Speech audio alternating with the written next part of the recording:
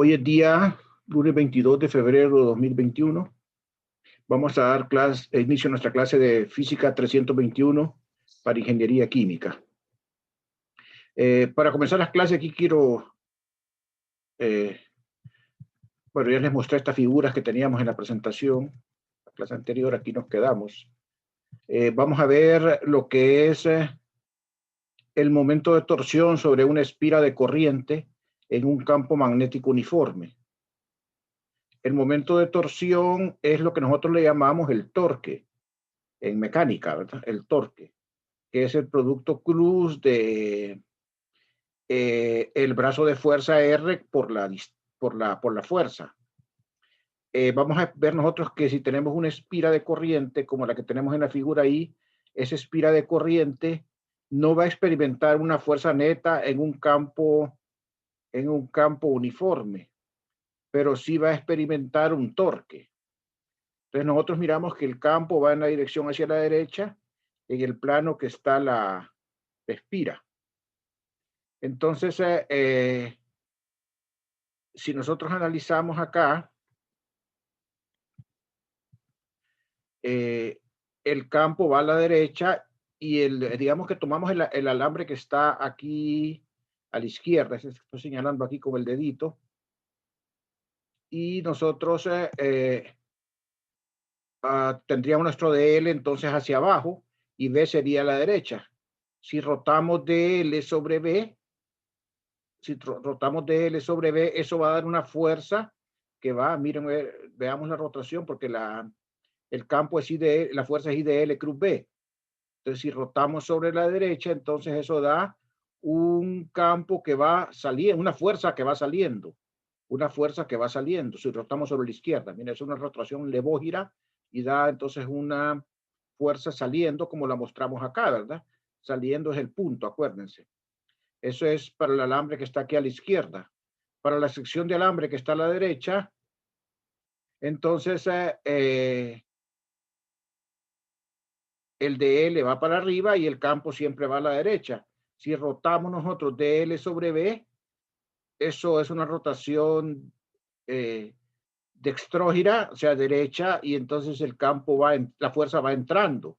Entonces la fuerza de la izquierda y la fuerza de la derecha son contrarias y son de la misma magnitud porque el campo es el mismo en las dos y la longitud es la misma en las dos.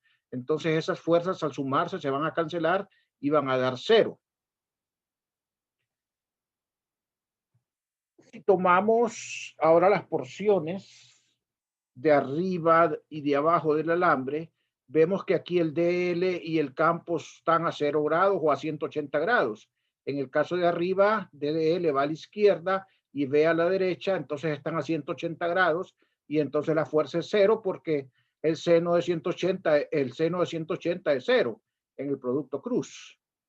Igual acá, ¿verdad? Aquí igual acá el DL y va a la derecha y el campo a la derecha, el seno es de 0 grados y entonces es cero. Por lo tanto, esa es la fuerza sobre esas dos porciones de alambre es cero. Entonces tenemos que la fuerza neta sobre todo el alambre es cero. O sea que en esa configuración no va a provocar ese campo eléctrico ninguna traslación del centro de masa del alambre, porque la fuerza neta es cero. Sin embargo, si nosotros analizamos el torque neto, vamos a ver que sí existe un torque neto sobre ese alambre, sobre esa espira rectangular. Si tomamos, por ejemplo, la fuerza, estamos viendo la espira como que si estuviera entrando, hacia la figura. Entonces aquí tenemos una corriente que va entrando y aquí tenemos una corriente que va saliendo. El campo viene hacia acá entonces, y si nosotros rotáramos DL y DL sobre B, la fuerza F2 sería hacia arriba. En cambio acá tendríamos el campo hacia la derecha y la corriente saliendo, entonces generaría una fuerza hacia abajo. Por lo tanto, vamos a ver en qué sentido hacen que roten. Si tomamos un eje de rotación aquí en este punto de en medio, esta fuerza F2 haría que la espira rotara así, y la fuerza F1 haría que rotara también en el mismo sentido que estoy señalando aquí. Entonces la rotación resultante es una rotación como la estamos mostrando aquí en la figura. Entonces habría una rotación resultante. Fíjense que aquí lo que tengo es un ángulo distinto de ver la espira. Estoy viendo la espira como que si la colocara, como que si el plano de la espira fuera entrando a la figura. Entonces tenemos una corriente saliendo, que sería esta de acá, una corriente entrando, que sería esta de acá. Y entonces el resultado neto sería una rotación de la espira respecto a este eje, ¿verdad? Respecto a este eje que pasa por acá, por el centro, ¿verdad? Entonces, debido a las fuerzas F1 y F2. Bien, entonces, esa rotación, entonces, que producen esas dos fuerzas, se puede escribir el torque total, porque tenemos que la magnitud del torque es la fuerza por la distancia al eje. Como están a 90 grados, va el seno de 90. Entonces es F2 por esta distancia, que sería B medios, que es el brazo de la fuerza, y aquí sería F, bueno, es F4 realmente, porque le llamo porción 2 y porción 4 del alambre a esta, ¿verdad? Esta es la porción 2 y esta es la porción 4, y F4 sería esta, hacia abajo, entonces por B medios. Entonces nosotros tendríamos que, bueno, la fuerza neta es 0, pero el torque neto va a ser F2 por B medios más F4 por B medios. Pero F2, ¿qué es? Es corriente por distancia por campo. La distancia es A, porque sería la longitud del lado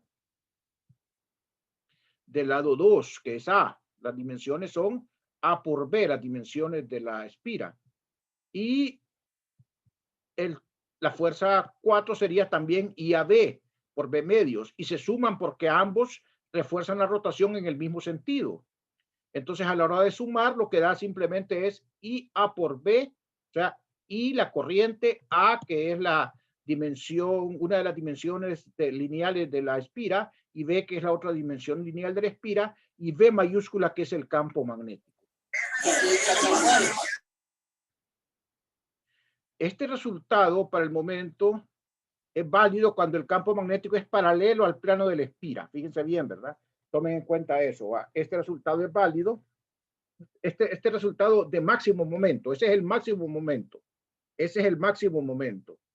Cuando la espira rote, el momento va a ir cambiando y va a ir variando, ¿verdad? Entonces ese es el resultado, es su máximo valor, y se da, el máximo valor del momento se da cuando el campo es paralelo al plano que contiene la espira,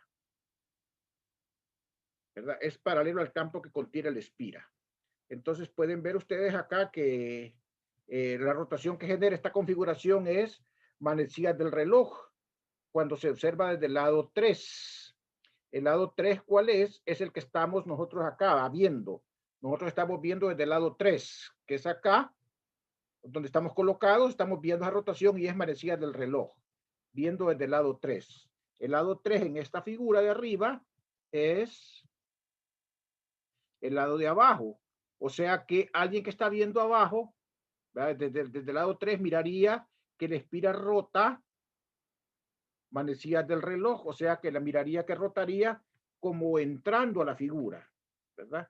Como entrando a la figura, porque eso sería manecillas del reloj, como entrando a la figura vista desde el lado 3, que el lado 3 es este, ¿verdad? En esta figura, en esta proyección, el lado 3 es aquí donde estamos nosotros ubicados, y entonces nosotros vemos rotación manecillas del reloj.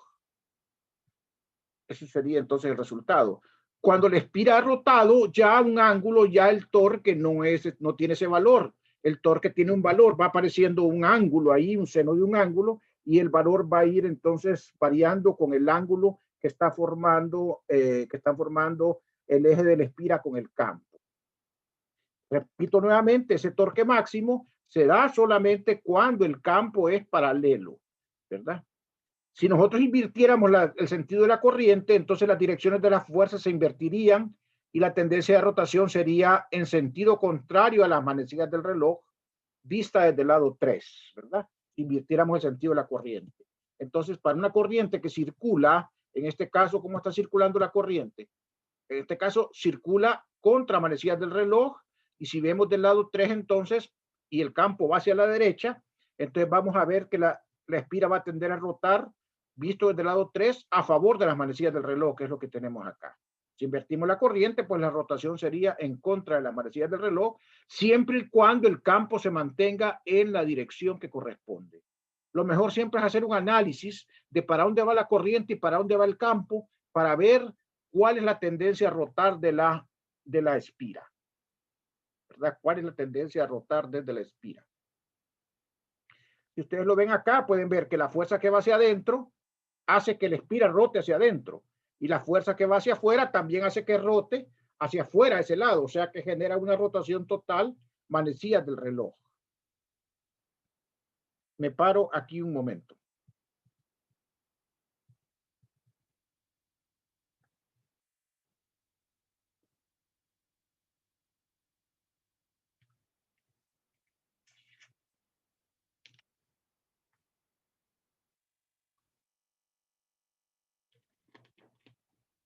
Muy bien. Vamos a continuar.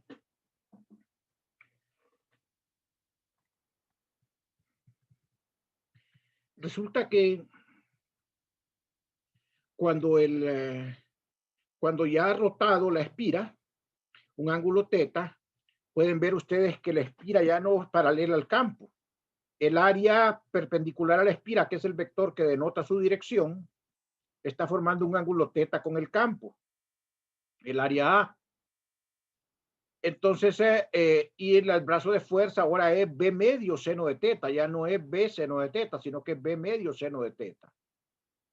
Entonces el valor del torque ya no es exactamente el de antes, ¿verdad? El valor del torque es F2 B medio seno θ más F4 B medio seno θ.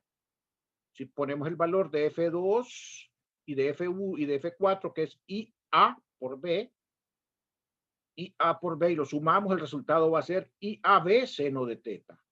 O sea que, ¿cuál es el valor máximo? Bueno, cuando la espira y el campo son paralelos, o sea que el vector de área está perpendicular al campo, o sea que el plano de la espira es paralelo al campo magnético. Ahí sería el momento máximo. De lo contrario, el momento va a ser IAB seno de θ.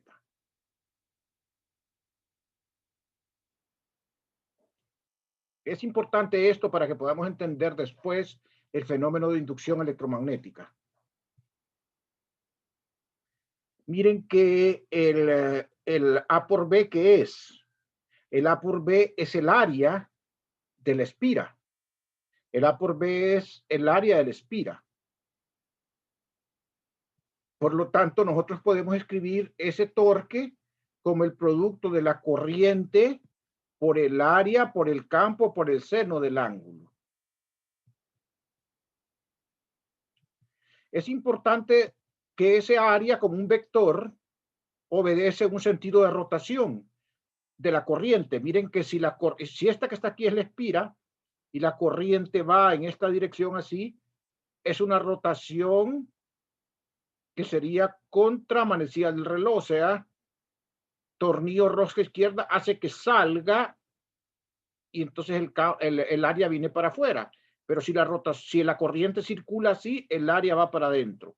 Entonces el sentido que se le da al vector área va de acuerdo a la circulación de la corriente. Fíjense bien en eso, ¿verdad? Que va de acuerdo a la circulación de la corriente. Entonces nosotros podemos asociar la cantidad A con un vector. Es más, la cantidad IA como un vector. Y este resultado que está acá, donde la magnitud del torque es IAB seno θ, la podemos escribir vectorialmente como I por A vector cruz el campo magnético. O sea, I por A cruz el campo magnético, y eso daría el torque resultante. Entonces recuerden, ¿verdad?, que para definir el vector de área tienen que definir la circulación. Si circula de esta manera, entonces el tornillo de rosca derecha dice que ese tornillo sale cuando lo estoy aflojando. Y acá el tornillo que lo estoy apretando porque lo roto a la derecha entra. Y eso va a dar el sentido del vector área que está envolviendo el circuito, o sea, la espira de corriente. Y miren que a propósito, aquí no dibujé una espira rectangular, dibujé una espira de forma arbitraria, porque estos resultados que nosotros obtuvimos, aunque son válidos para la espira rectangular, se pueden generalizar para cualquier espira cerrada, para cualquier espira cerrada. A ese producto I por A que está acá se le llama momento dipolar magnético mu. Ese producto I por A era igual que al producto Q por D, ¿verdad? Que definía el momento dipolar eléctrico, ¿verdad? Entonces ahora el momento es el momento dipolar magnético, que es mu, que es el producto de la corriente por el área, ¿verdad? Se le llama momento dipolar magnético o algunas veces solo momento magnético. ¿De quién? De la espira. O sea, es el momento dipolar magnético o momento magnético de la espira. ¿Ok? Y es simplemente I por A. Y entonces el torque sería simplemente, ¿verdad? ¿Qué sería el torque entonces?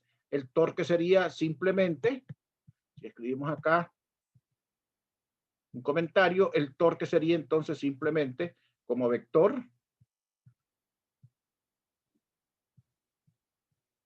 el momento dipolar cruz el campo magnético, ¿verdad? Ese sería el torque simplemente. El momento dipolar cruz el campo magnético. Entonces, ahí está lo que les decía yo, ¿verdad? Que la regla de la mano derecha es la que se usa para determinar la dirección del vector A. La dirección del momento magnético mu es la misma que la dirección de A. Aquí tenemos el resultado, por ejemplo, para una espira circular. Aquí circula una corriente I para un develaria. Entonces, esta rotación, ¿verdad? Es un tornillo izquierdo, es un tornillo izquierdo, por lo tanto afloja, o sea, va para arriba, o sea que el vector A va para arriba, y entonces el vector mu va para arriba también. Entonces el torque va a depender de la dirección que tenga el campo respecto a esta A que está acá, ¿verdad? Si el campo va en una dirección así B, entonces, dependiendo de esa dirección, sería entonces el ángulo que formarían acá B con A para definir el torque. ¿Ok? ¿Alguna pregunta?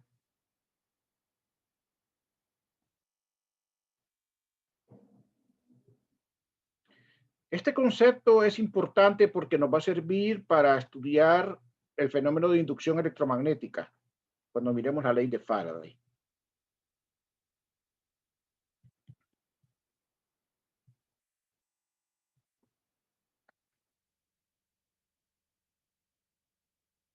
Bien, voy a continuar entonces. Creo que hasta aquí termina la teoría. Vamos a ver algunos ejemplos, algunos problemas de campo magnético. Dice acá, la fuerza sobre un alambre tiene un valor máximo de 7.50 por 10 a la menos 2 newton cuando se coloca entre los polos opuestos de un imán. La corriente fluye de manera horizontal hacia la derecha y el campo magnético es vertical. Se observa que el alambre salta hacia el observador cuando se enciende la corriente. Inciso A, ¿qué polaridad tiene el polo magnético superior? Inciso B, si la superficie de los polos magnéticos tiene un diámetro de 10.0 centímetros, estime la corriente en el alambre si el campo magnético es de 0.220 teslas. Inciso C, si se inclina el alambre de manera que forme un ángulo de 10 grados con la horizontal, ¿qué fuerza sentirá ahora? Aquí la figura nos debe de, o sea, de tratar de ayudar. Entonces aquí tenemos nosotros los polos del imán. Nosotros tenemos acá que, bueno, el campo va vertical, B. Entonces arriba y abajo hay unos polos, hay polos, ¿verdad? Entonces si el campo va para arriba, entonces el polo norte está abajo y el polo sur está arriba. Así es en los imanes, ¿verdad? La polaridad es que el polo norte está abajo y el polo sur está arriba, porque el campo va vertical. Ya nos dicen arriba que el campo va vertical. Y la corriente circula entonces de manera horizontal acá, ¿verdad? Pues fue horizontalmente, ¿verdad? Entonces va la corriente aquí, por lo tanto este es IL. Entonces la fuerza es IL cruz B. Y la fuerza máxima va a ser simplemente ILB. O sea, cuando en el producto cruz yo tenga ILB seno de teta. O sea, cuando sea seno de teta sea 1. Eso es la fuerza máxima, IL cruz B. Por lo tanto, la corriente va a ser la fuerza máxima entre LB. La fuerza máxima es un dato. Nos dicen que la fuerza máxima es 7.50 por 10 a la menos 2 newton. El campo magnético nos dicen que es 0.220 teslas. Entonces, ¿cómo calculamos L? Pues aquí nos dicen a nosotros un dato. Nos dicen que la superficie de los polos magnéticos tiene un diámetro de 10 centímetros. O sea que la distancia entre un extremo y otro extremo de los polos es 10 centímetros. O sea, 0.1 metro, ¿verdad? Que serían 10 centímetros, 0.1 metros, que sería el L. Entonces, o sea, que como el campo va, la región entre los polos del imán, esta de acá, esta distancia, que va a ser la distancia L, por lo cual va a pasar la corriente aquí, ¿verdad? Va a ser de esta distancia acá, mide 0.1 metro. O sea, mide 10 centímetros, como dice ahí.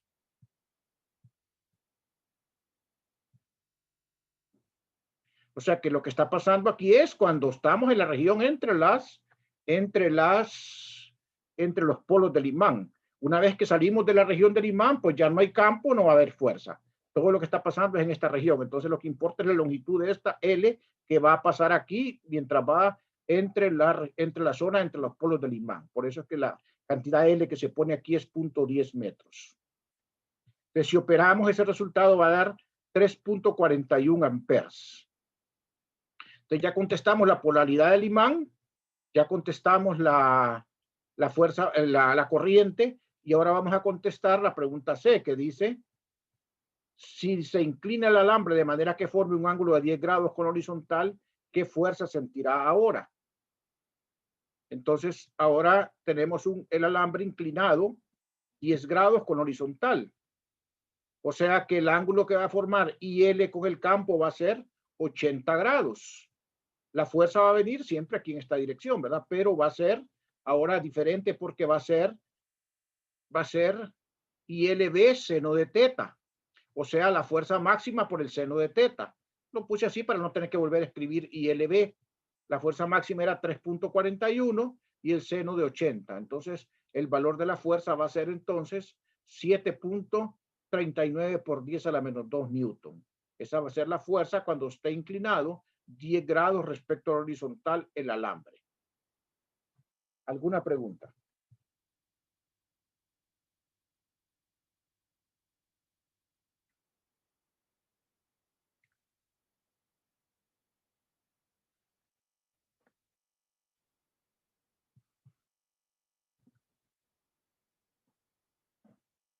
Bien, continuamos. Suponga que un alambre de cobre recto de 1 milímetro de diámetro justo flota horizontalmente en el aire debido a la fuerza del campo magnético de la Tierra B, el cual es horizontal perpendicular al alambre, con una magnitud de 5.0 por 10 a la menos 5 teslas. ¿Cuál es la corriente que conduce el alambre? La respuesta suena razonable, explique brevemente. Bueno, tenemos un campo magnético que aquí lo dibujamos horizontal, ¿verdad? Que es este que está acá. Estamos poniendo aquí entonces el campo magnético y horizontalmente el alambre porque nos dicen que eso flota horizontalmente. Entonces tenemos acá el campo también es horizontal, perdón, el campo también es horizontal y es perpendicular al alambre. Entonces la única forma pues correcta es esta, ¿verdad? Que sea aquí en esta dirección, ya que el alambre va aquí. Dice que el alambre flota horizontalmente. O sea, está en el plano horizontal. El alambre y el campo están en el plano horizontal. Entonces, si el alambre flota horizontalmente y va en esta dirección, el campo magnético tendría que ir en esta dirección que está acá.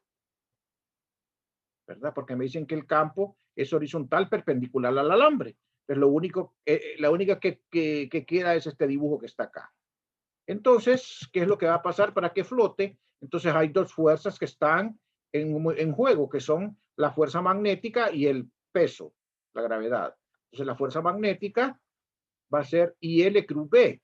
Entonces va a ser hacia arriba, ¿verdad? Porque roto IL sobre B va a ser un tornillo que afloja, o sea, que va para arriba, y el peso para abajo. Entonces en el equilibrio ambas fuerzas van a ser iguales.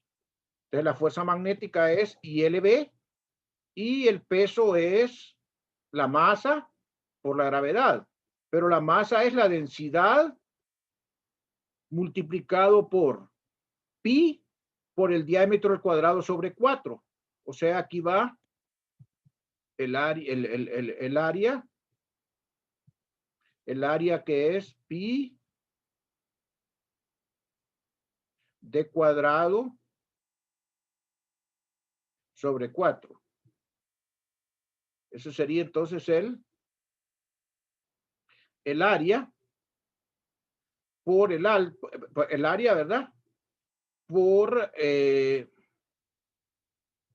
aquí faltó, permíteme un segundito. El área es pi d cuadrado sobre 4 por la longitud que es L, eso daría el volumen.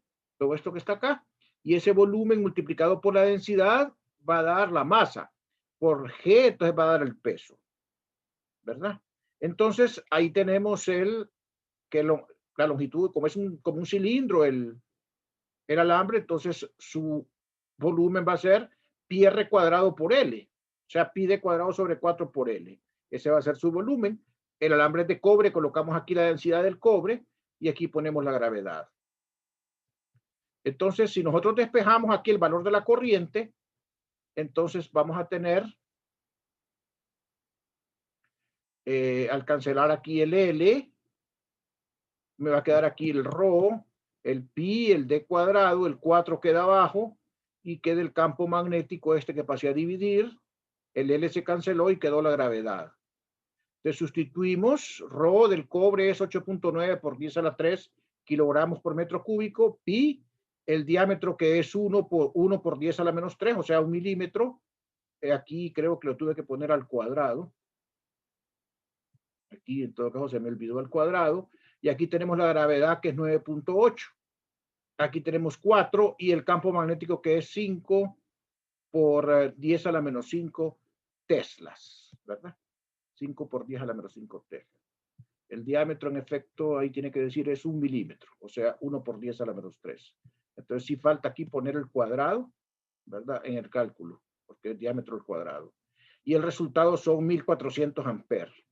Es una situación esa casi insostenible, ¿verdad? Una corriente de 1400 amperes es una cuestión increíblemente grande. Entonces, esa es la observación que, ¿verdad? Que había que hacer. Es una situación no factible, ¿verdad? Esa. O sea, levitar ese alambre.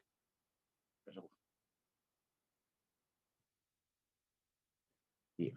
¿Alguna pregunta?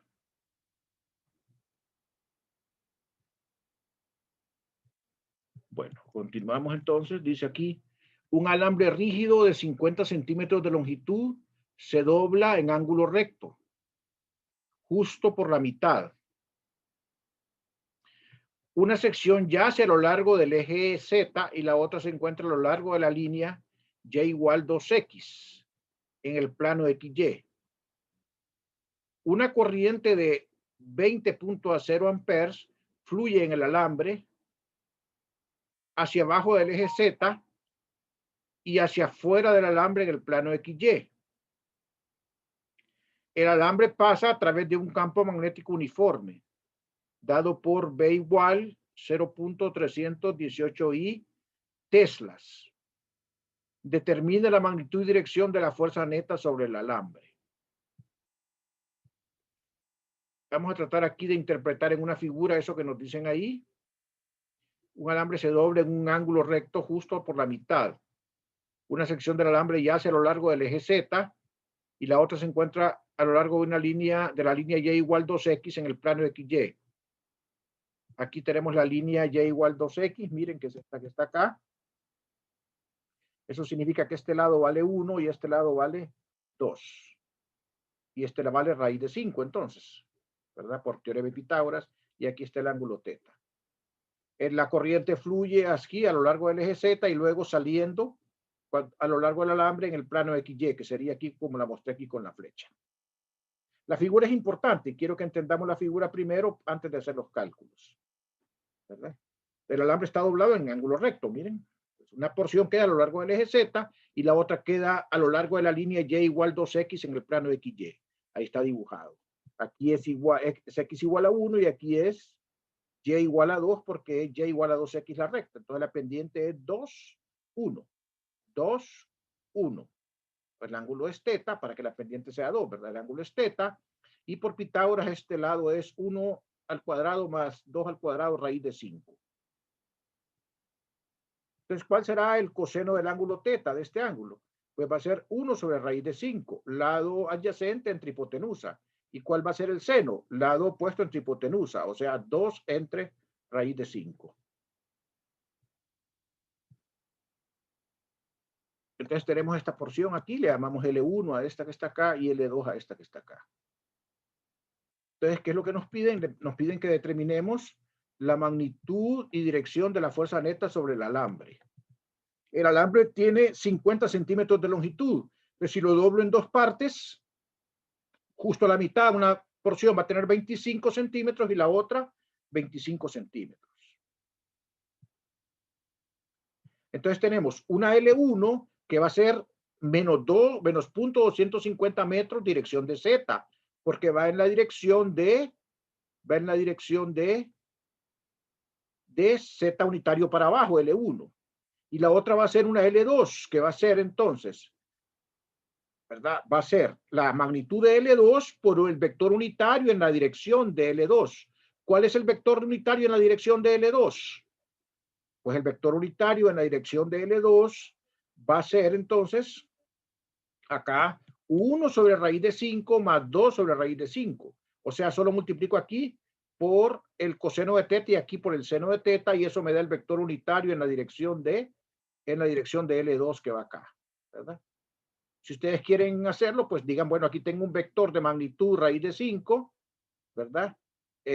Componente X, raíz de 5 por raíz de 5 por coseno de teta, componente Y, raíz de 5 por seno de teta, y entonces calcula la magnitud, elevando al cuadrado y dividen entre la magnitud, entonces les va a quedar exactamente esta cantidad que está acá. Este es el vector unitario. En otras palabras, si yo tengo un vector unitario y quiero dar, si yo quiero dar un vector unitario en una dirección, pongo el coseno que forma con el eje X y el seno que forma con el eje Y, y ya tengo el vector unitario en esa dirección. El coseno del ángulo teta es 1 sobre raíz de 5 y el seno del ángulo teta es 2 sobre raíz de 5. Por lo tanto, el vector unitario es X sobre raíz de 5 más 2 sobre raíz de 5 Y unitario. Este es el vector unitario, esto que tengo acá.